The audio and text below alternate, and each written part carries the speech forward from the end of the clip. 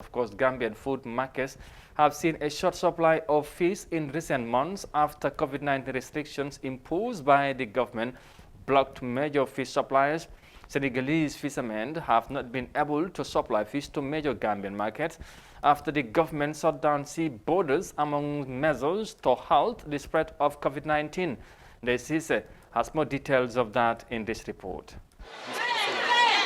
Fish vendors at Latrikunda Market have expressed concerns over the shortage of fish resulting from border closures and the ban on foreign fishermen from crossing into the Gambia. With small wooden boats, the under-resourced Gambian fishermen are unable to meet the daily demand for fish, a major source of protein. As a result, vendors like Fatou Senghor said they want the government to lift the sea border closure to allow Senegalese fishermen to resume supply in larger quantities. The government should allow the Senegalese fishermen to go out to sea. All this hardship we are facing today is due to the departure of the Senegalese fishing boats from the Gambia. Most Gambian youth are not engaged in these activities, so let the government allow the Senegalese fishing boats out to sea. If only there are enough fishing boats, then this shortage and increase in the price of fish would not have happened today. The short supply of fish has resulted in a rapid increase in prices from $700 to between $1,800 and $2,800. These vendors said she and her fellow fish vendors are facing difficult times.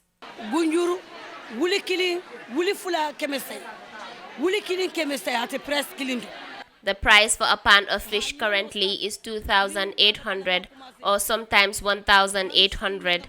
This is the first time in which a pound of fish has soared to such an amount in the Gambia. Previously, the price used to be 500, 600 or 700. We have never bought a pound of fish for more than $1,000. This is the first time, and we realize that this difficulty is due to the banning of Senegalese fishing boats into the Gambia.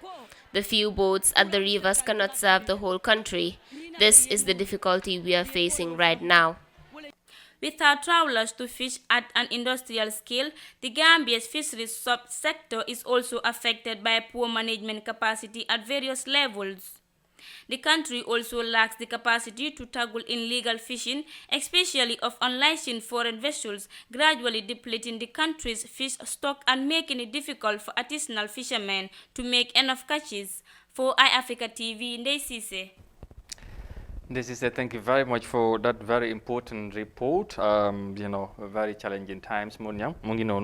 Dañ dee wax ne Gambia is surrounded by water. Foog naa loolu lu am la kenn du ko laam-laame waaye dafa mel ni ndox boobu njëriñ bi dafa mel ni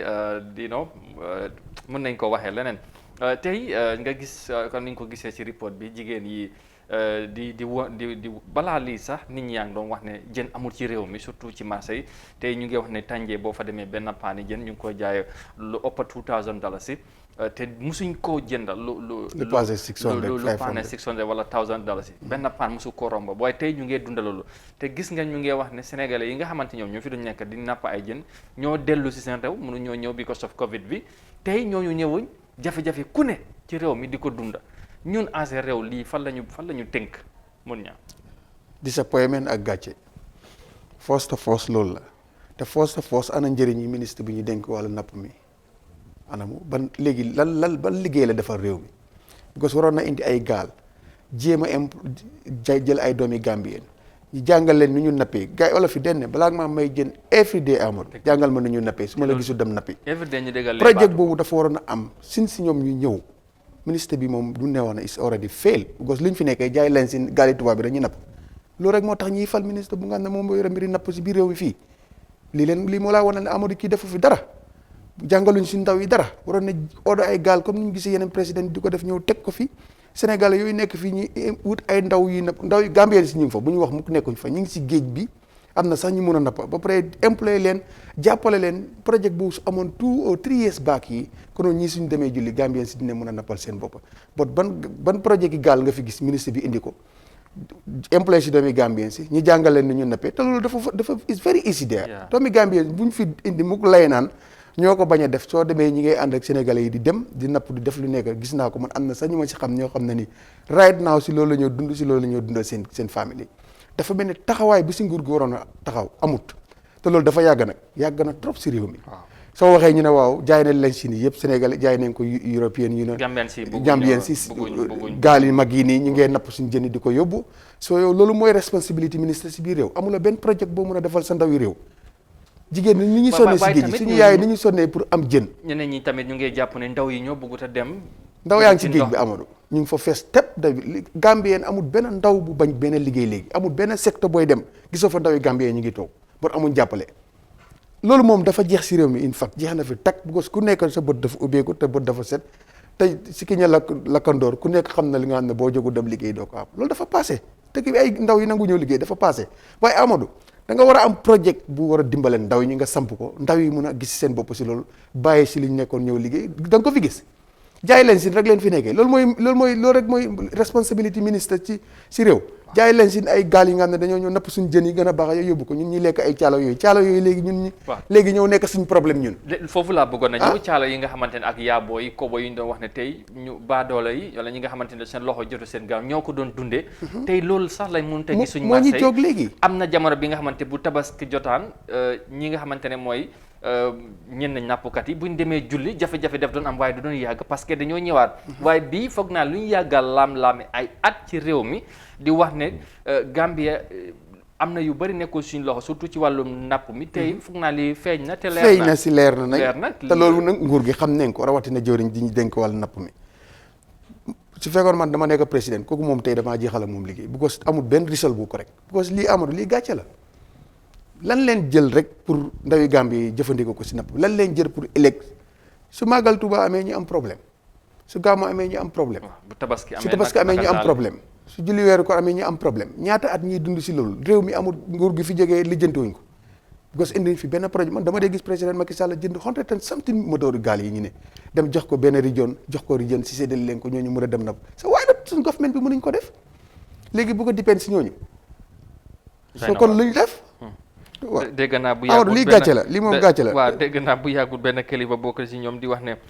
jënd nañ ay trollers di ko jox ndaw yi di gox yi ak yooyu te loolu sax li mu wax sax motu 20 su ma mënee fàttaliku démba moon ñang balaa ñoo dem rek boobu moom maa ko gisal suma bopp di ñibbi di fekk moto mu ngi taxaw ay jigéen ñëw di buuxante pour mun a am jën bu ñoo jaay dégg naa bu ma fa yegg si ñu wax ne depuis suba ba ngoon ba time bu ma leen fekk boori 7 o'clock te foofu laa leen bàyyi noonu lañ nekkee di xeccoo ku ne di fexe naka ngay amee li ngay mun a dem jaay because loolu lañ yaakaar ñoom tamit pour mun a dimbale seen famille yooyu yëpp tey buñ demee comme ni mu ko waxee laaj yi moom dafa mel ni am na ci yëf yi buñ demee ba toll fii te Covid dafa mel ni am na lu bëri lu mu weer réew yi surtout nag bii moom daf ñu su gën a weer as a country te ban lesson lañ mën a jàngee ci lii surtout lesson bu dee Amadou lekk bu gën a yomb fii ñun suñu muy lekk bu nga xam ne ku ko lekk sax ñu ne lekk baadoola mbaxal it's a problem now in town waaw boobu aadoo sax nga xam ne everyday mu kool ma indiwaale ma mbaxal sax problème la pour léegi nga gis mbaxal foo dem ñu ne la jën amul soo loolu nga xam ne mooy lekk bu nga xam ne lu gën a yomb la bu marché cangee sax ñu dem dóor mbaxal loolu mënut a am si dëkk bi government bi war na see jóg te lii war na see jàngee lu bëri jéem a order ay gaal jël doomi Gambien yoo xam nga ne am na ay mbër yi nga xam ne fii si biiram si leen dëkk te seen yëngu mooy mbiri gaal te dañoo lang si gaal yi comme ni ñoo langee apprenti ñi dañ dee langa xam naa si lu ñu bëri ñoo xam ne ay doomi réew mi leen di lang waaye daal neen fexe ñi jàngal suñu doomi réew mi napp ñu bàyyi di napp du ñu may result baa ngi nii nag te loolu nag nguur daf si am a very big responsibility pour play ko si mooy lan order ay machine yi gaal ñëw jàppale mu nekk projet bu nga xam ne ni pour doomi Gambie yi jàng napp mun a napp bu ñu gisatut ñeneen nappal suñu bopp. xam naa ne Covid bi mooy mbas mi metti na lool waaye tamit lu mu feeñal si suñuy ay bàyyindeku ci as réew am na lu bari lu mu feeñal ci jamono ji wala ñu jëli gars yi sa quarantine ni comme que léegi test bi 72 hours la nañ jëli nappkat yi ñu test leen 72 hours ñu continuer nappal loolu tamit beneen la waaw démb dégg naa aku doon wax ne léegi soo demee si marché ñoom fu mu nekk nit ñi mënuñu am jën lu ñoo jënd fu mu nekk ni dunda bi mooy bisaab ak jënd koom biif ak moom ko yàlla moo def ñu tombee nawet rek xam nga fu ne boo amee ak lan xob waaw mu ne xob non xam nga nawet leen tombé xob yaa ngi bisaab yaa ngi fële kuccaa yaa ngi fële waaw non ganaar yi moom léegi moom comme gattax si ñun léegi sàppi nañu te yooyu bëggoon nañ koo génne fii waaye gis nga waaw mu ngi noonu yàlla baax na waaw loo wax rek Covid bi daal am na lu mu weer waaye nguur daf si war a jàngee nag du ñàkk nañ def follow up ak lii ñuy seet kilifa yi ñoom naka lañ ko gisee ak ban taxawaay lañ cee am ndax leneen wala war nañ cee def dara def ne lii waaye daal teguñ fi ministre pour muy jaay lañ si nii nappkat rek teguñ fi loolu du rôle ministre rek waaw definitely da nga war a xam fiil bi xam la si biir xam feebar yi xam jafe-jafe yi def ko mosuñ koo gis si buntu tefes gi te yéen réew mi ñu denda nii dañoo gis ministre bi mu dem si tefes gi di wax ak nappkat yi man mosuma koo gis mosuma koo dégg te doy na waar gis nga lii te lii bu xewoon te bu demoon si fiil bi Amadou dina doon xam lu nekk si biir bu xamee ne machine bi dëkkut fi bu demee ñi am problème dina doon jéem a créer ñeneen ñi nga xam ne si machine demee ñoo ñu nekk fi waaye defuñ ko li dal loolu nag dafa dal daanaka ministre yi bëri transport mosoo koo gis si garage yi ministre transport réew mu ñu tenda da nga koo gis muy travel si région si di nemmee ko seen suñu bés mosoo koo gis loolu noonu mun nga ko seet toppee demit ba cabinet bi jeex wax nañ ko fi ñun ba cabinet bi jeex ma ne la wax nañ ko fi even si media bi pour nga gis ministre ñëw toog ci plateau yu mel c'est problème c'est problème wala permanent secretary da nga leen di wóolu waaye xaw ma lan la dina réew yi da ngay gis ne ñoom